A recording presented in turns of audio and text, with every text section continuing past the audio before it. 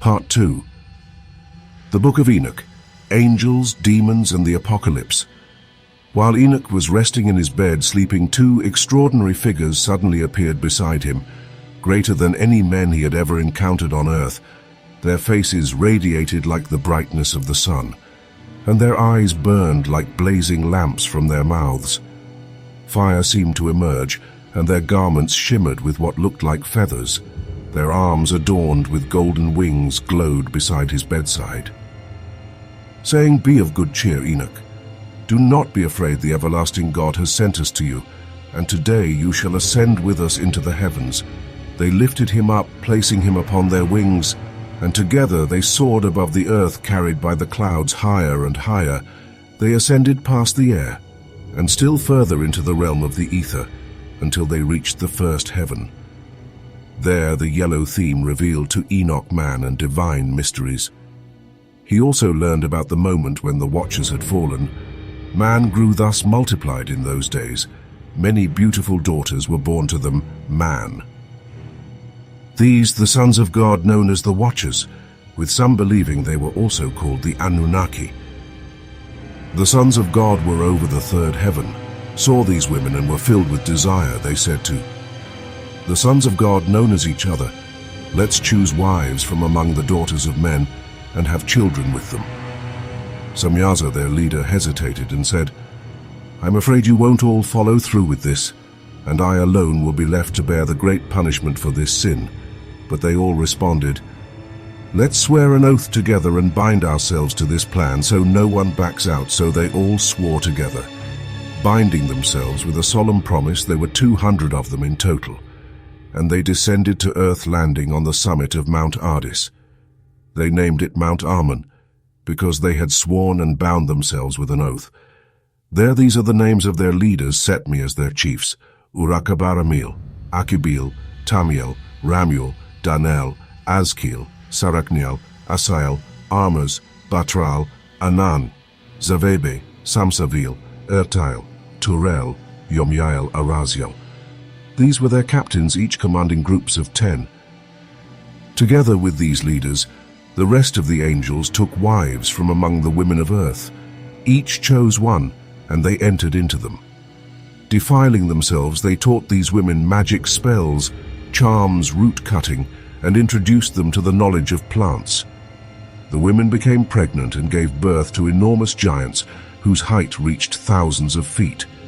These giants consumed all of humanity's resources, and when men could no longer provide for them, the giants turned against men and began to devour them. They sinned against birds, beasts, reptiles, and fish, and even began to eat each other's flesh and drink blood. The earth itself cried out, accusing the lawless ones. Azazel taught men to make swords, knives, shields, breastplates, the fabrication of mirrors, and the workmanship of bracelets and ornaments, the use of paint, the beautifying of the eyebrows, the use of stones of every valuable and select kind, and all sorts of dyes, so that the world became altered. Wickedness spread like wildfire. People indulged in sin, committed fornication, and became thoroughly corrupt in their ways. Amazarak taught all the sorcerers and dividers of roots. Armas taught the solution of sorcery. Barkael taught the observers of the stars. Akibil taught signs. Tamiel taught astronomy. And Asaradel taught the motion of the moon. As man perished under the weight of their corruption, their cries of suffering rose up to heaven. Michael and Gabriel, Raphael, Suriel, and Uriel looked down from heaven, and what they saw broke their hearts. Blood flowed across the earth, and lawlessness spread like a plague. They turned to each other in despair and said, "The earth, once peaceful and uninhabited, now cries out with the voices of the suffering." Their cries have reached the very gates of heaven, begging for justice. The souls of man were pleading to the holy ones in heaven, asking, "Please take our case before the Most High in anguish." The angel spoke to the Lord, saying, "O Lord of lords, God above all gods, King of kings, your glorious throne has stood for all generations, and your name is holy and blessed forever. You are the creator of everything, and all things are under your control. Nothing can be hidden from you, for you see all. You see what Azazel has done, how he has led the world into darkness. teaching man forbidden knowledge, secrets that were meant to stay in heaven, and Samyaza, who was given authority over his followers, has led them to earth. They have taken women for themselves, defiling them, and through their sin the women gave birth to giants now. The earth is soaked in blood and filled with evil. The souls of the dead cry out to heaven, and their sorrowful voices cannot be silenced. They weep for justice for the terrible wrongs that are being committed on earth. And you, Lord, you know everything before it happens. You see this devastation, but we don't understand why you allow it. You haven't told us what to do. Then the Most High, the Holy and Great One, finally spoke. His voice thundered with authority, told Asayalalur to the son of Lamech, "Go to Noah," he commanded, "and tell him in my name, hide yourself. The end is near. The whole earth is about to be destroyed by a great flood. Everything will be wiped out. Tell him so he may escape, and his descendants may survive to carry on the generations of the world." Then the Lord turned to Raphael and said, "Go find Azazel, bind his hands and feet, cast him into the darkness, into the desert of Dudael. Take a deep pit, and throw him inside, pile jagged rocks over him.